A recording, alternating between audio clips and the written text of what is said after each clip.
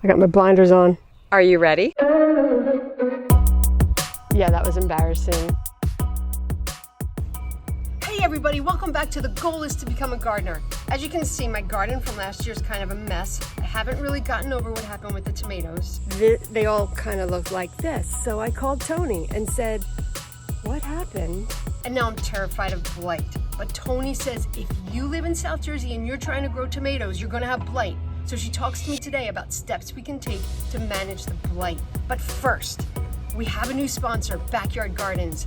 Wait till you see what they did to help me with my garden. Hey Brian and Alex, thanks for getting on. I'm so excited to get these beds built. You called the right guys. So the first step on our end would be to find a day to come out for an in-person consult. And then we can kind of assess the situation. Like something that we discuss with potential clients is having them fill us in on what their growing ambitions are. You can let us know, I really like tomatoes and cucumbers, and based on that information, we can kind of figure out what works best. We could check for sun exposure.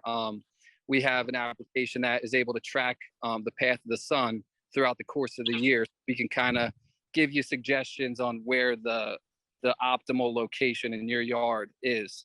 I actually really don't know what I want to grow, where things should go. Tony, do you have any thoughts on that? Yeah, there's a couple of criteria that I think the garden guys would agree with for what we always look for. You want as much sun as possible, which is not possible for everybody.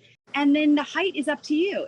And yeah, so that's another aspect of the raised beds that's really beneficial is, being able to make them more ergonomic due to the stress of bending over and, anything like that.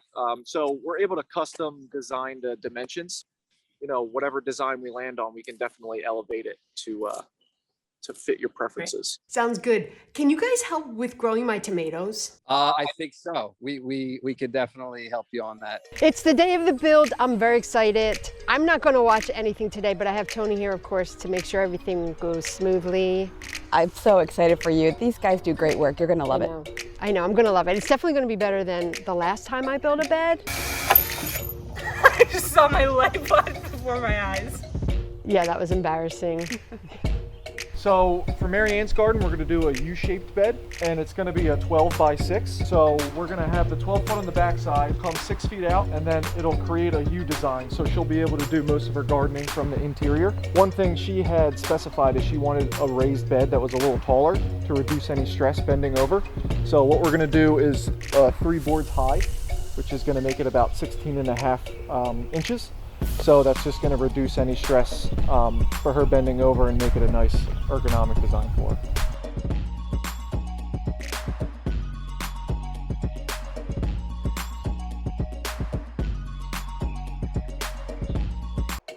Some things that you should know when you build a raised bed or you have them build it for you is you should never have your bed be larger than 4 feet across, because 4 feet is about 2 feet rather, is about the farthest anyone can comfortably reach across the garden from either side. So when they built this one, these are 4 foot wide, but these are shallower. These are only about 2, because she really can't walk around the outside and be on that side to reach. So this is narrower so she can reach across and manage, weed, or harvest her vegetable garden from any angle on this or walking around the outside. All right, I got my blinders on. Are you ready? I am ready. All right, Okay. turn around into the big reveal. I'm very excited too. Oh my gosh, beautiful. It really is beautiful, isn't it? Yes, us too. I'm so jealous. You can come and sit. I totally. Garden while you're sitting. And take Instagram pictures. That's really what I'll do. Yeah. Wow. Best things about it, how high it is, so my back isn't going to be killing me, and this here that I'll be able to reach everything. Yep. And I can just be like, look at the gardener I am.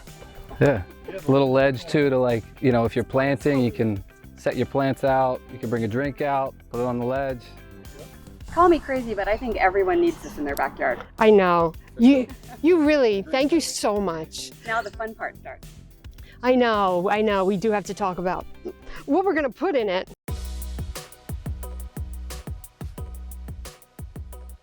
Blight is a really common soil-borne disease. It's fungal, and it attacks tomato plants, and it jumps up from the soil when it rains. It can be airborne too, and it will start to infect the leaves. They turn black, they die, and eventually will take the whole plant.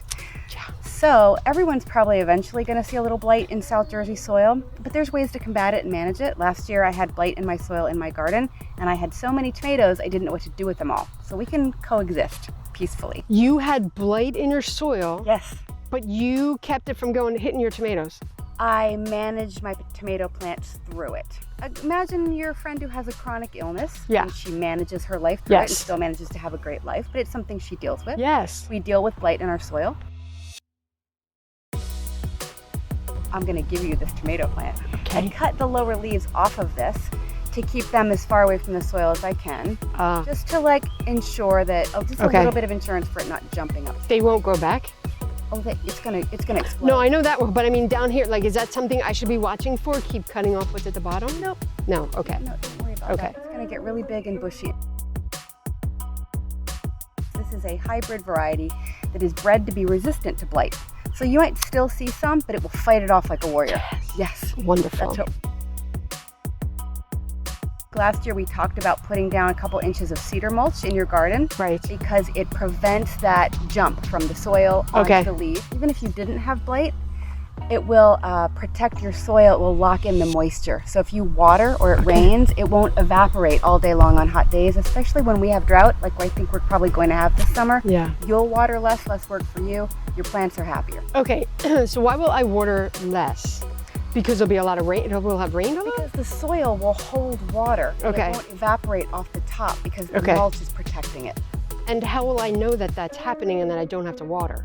Well, it's pretty easy. You just come back and if you see your plants looking sad, that'd be number one. Okay. And number two, I just take my hand and pull the cedar mulch back a little bit. Yeah. Most of the time you'll see it's nice and dark brown and wet Okay. under there. Okay. If it doesn't look like that, time to water. Okay. And my plants look sad. Wilty leaves. Okay. Okay. They'll look stressed. You'll recognize it. Okay, all right. Oh yeah, a lot of confidence you have in me. I like that. Take a picture and send it to me and I will. Okay, call. okay, good. All right. I am really excited.